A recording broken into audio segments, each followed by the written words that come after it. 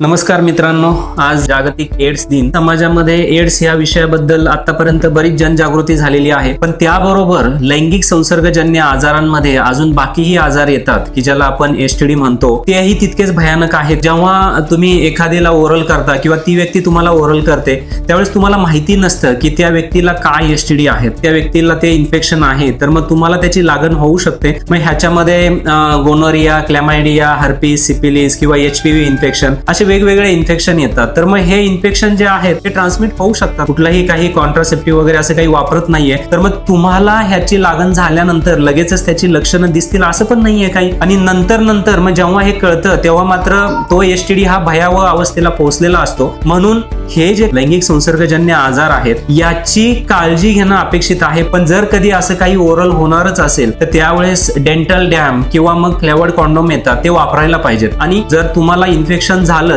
तर त्या ठिकाणी तपासण्याही असतात, त्याही वेळेत डॉक्टरांकडे येऊन तुम्ही करायला पाहिजेत. प्रत्येक एसटीडी, प्रत्येक लैंगिक संसर्गजन्य आजाराची लक्षणं ही वेगळी असू शकतात, त्याची तपासणी सुद्धा वेगळी असते. त्यामुळं तुम्हाला असं काही झालं किंवा असं काही होत असेल तर डेफिनेटली तुम्ही डॉक्टरांना येऊन भेटा आणि काळजी घ्या. Wish you all the best.